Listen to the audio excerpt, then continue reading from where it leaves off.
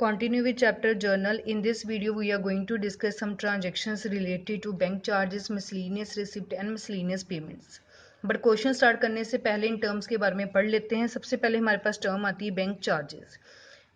Bank charges का क्या मतलब है कि बैंक हमें कुछ खर्चे चार्ज कर रहा है. जैसे बैंक हमें एटीएम की फैसिलिटी देता है तो उसके लिए वो एटीएम चार्जेस हमसे लेता है. बैंक हमें एक एसएमएस की सर्विस देता है कि जब भी हम बैंक में पैसा जमा करवाते हैं या विड्रॉ करवाते हैं तो हमें हमारे फ़ोन के ऊपर एक मैसेज आ जाता है. तो बैंक कोई भी सर्विस आपको फ्री नहीं देता. हर सर्विस के पीछे वो आपसे कुछ चार्जेस लेगा, तो उसको हम बोलते हैं बैंक चार्जेस. सेकेंडली, जब भी बैंक ने हमसे चार्जेस लेने होते हैं तो बैंक हमारे डायरेक्ट बैंक अकाउंट से डील करता है. हमारे घर में आके हमसे पैसे नहीं देता कि आपने पूरे साल एटीएम यूज़ किया बट मुझे एटीएम के चार्जेस दो. बिल्कुल नहीं. बैंक क्या करेगा, हमारे बैंक अकाउंट में से ही पैसे को डिडक्ट कर लेगा. जैसे बैंक ने हमें इंटरेस्ट देना होता है तो बैंक डायरेक्ट हमारे बैंक अकाउंट में इंटरेस्ट दे देता है, हमें घर आके थोड़ा देता है. सो मतलब जो बैंक ने हमें इनकम देनी है, जब हमसे पैसे लेने हैं, चार्जेस लेने हैं, तो डायरेक्टली वो हमारे बैंक अकाउंट से ले लेगा जब वहाँ हमें दे देगा. Second is miscellaneous receipt. Miscellaneous का मतलब होता है छोटा मोटा आपको कोई इनकम हो रही है. रिसिप्ट का मतलब इनकम या रेवेन्यू. कुछ तो एक कंपनी की मेन आइटम होती है जैसे गुड्स बेचना और पैसे कमाना, वो तो कंपनी का मेन काम है. बट और भी हमारे पास बहुत ऑल्टरनेटिव मेथड्स है जैसे हम पैसे कमा सकते हैं. जैसे कंपनी ने पूरे साल न्यूज़पेपर इकट्ठा किया और बाद में उसको बेच दिया तो हमें कुछ तो मिलेगा, वो हमारे लिए मिसलीनियस रिसिप्ट बन जाएगा. कोई भी ऐसी चीज़ जिसको कंपनी बाद में बेच के पैसा अर्न कर सकती है जो उसके लिए फ्यूचर में किसी काम का नहीं रहा, तो उसके लिए इनकम का सोर्स बन जाता है.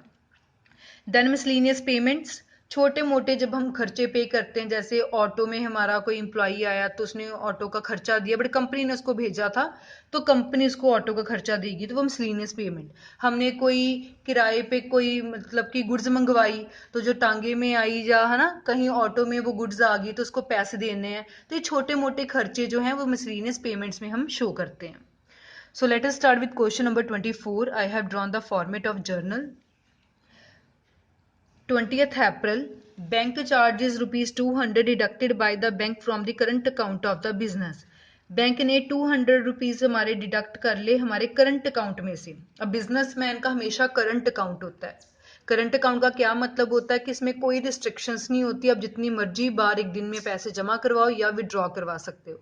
सेविंग अकाउंट में जो हमारा सबका अकाउंट होगा बैंक में, उसमें तो कुछ रिस्ट्रिक्शंस होती है कि एक दिन में हम कितना पैसा निकलवा सकते हैं, कितना पैसा जमा करवा सकते हैं. पर करंट अकाउंट में ऐसी कोई भी रिस्ट्रिक्शन नहीं होती, इसलिए बिजनेसमैन का हमेशा करंट अकाउंट होता है.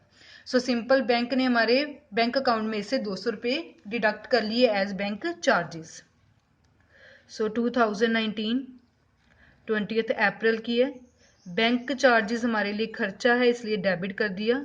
Bank charges account debit to, हमारे बैंक ने उसको पे किया है मतलब हमारे बैंक के खाते में से उसने पैसे ले लिए हैं तो bank is a giver. So giver को क्या कर दिया, क्रेडिट कर दिया. Being bank charges paid ₹200 on the debit 200 on the credit. Bank ने चार्जेस लगाए हैं तो नॉमिनल के रूल के अकॉर्डिंगली सभी खर्चे को डेबिट कर दिया और वो खर्चे किसने दिए हैं, हमारे बैंक ने पे किए हैं. So bank is a giver, so उसको क्रेडिट कर दिया. Next transaction is of 22nd April. Paid ₹30 for the purchase of newspaper for the office. हमने ऑफिस के लिए एक न्यूज़पेपर खरीदा जिसके लिए हमने ₹30 की पेमेंट करी. अब परचेज वर्ड नहीं हम यूज़ कर सकते क्योंकि परचेज वर्ड सिर्फ हम गुड्स के लिए यूज़ करते हैं. न्यूज़पेपर हमारे लिए गुड्स नहीं है. न्यूज़पेपर भी नहीं यूज़ कर सकते वर्ड क्योंकि न्यूज़पेपर कोई अकाउंटिंग टर्म थोड़ा है. जब हम जर्नल लिखते हैं तो हम अकाउंटिंग टर्म को लिखते हैं. सो क्या यूज़ करेंगे, मिसलीनियस पेमेंट, क्योंकि जब न्यूज़पेपर को खरीदा तो हमने पेमेंट करी, हमारा खर्चा हो गया.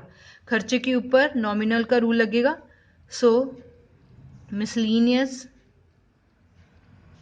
पेमेंट भी लिख सकते हो आप, एक्सपेंसेस भी लिख सकते हो. अकाउंट डेबिट टू कैश, क्योंकि जब न्यूज़पेपर खरीदा तो पैसे दिए, credit what goes out. Being paid for news paper.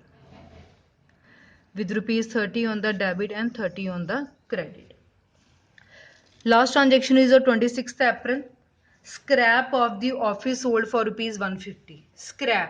Scrap का क्या मतलब होता है कि जैसे कंपनी में थोड़ा बहुत कोई ऐसा सामान होगा जो फ्यूचर में उसके किसी काम नहीं आने लगा, जैसे कोई लोहा हो गया या कुछ भी हो सकता है, वो कंपनी बेच रही है और उसके बदले में उसको पैसे मिल रहे हैं। जैसे हमने सिंपल अब देखा ही होगा कि गलियों में भी कोई पर्सन आता है तो उसको हम प्लास्टिक की बॉटल्स या कोई लोहा या कुछ भी हम उसको दे देते हैं, उसके बदले में वो हमें पैसे दे जाता है। तो वो क्या है हमारे लिए, हम जो उसको दे रहे हैं वो हमारे लिए स्क्रैप है, क्योंकि हमें पता कि फ्यूचर में हमें किसी भी काम नहीं आना। सो कंपनी ने ऐसा अपना कोई वेस्ट स्क्रैप बेचा और उसके बदले में उसको ₹150 मिल गए। 26 अप्रैल, अब पैसे मिल रहे हैं, सो कैश आ रहा है। Debit word comes in according to real account rule. अब पैसे क्यों मिल रहे हैं, क्योंकि हमें छोटी मोटी इनकम हुई है, जिसको हम लिखते हैं मिसलीनियस रिसिप्ट, क्योंकि ये हमारा इनकम का सोर्स है। Being amount received for scrap. Amount थी 150 की, एक बारी डेबिट में लिख लिया, एक बारी क्रेडिट में लिख लिया। सो 3 ट्रांजेक्शन्स थी, तीनों हमने लिख ली। लास्ट में हम टोटल करते हैं जर्नल का। 200 + 30 + 150, तो ये आपके पास आ गया 380 on the debit. Similarly 380 on the credit. Debit must be equals to credit. So this was about question number 24, in which we discussed transactions related to bank charges, miscellaneous receipt and miscellaneous payments.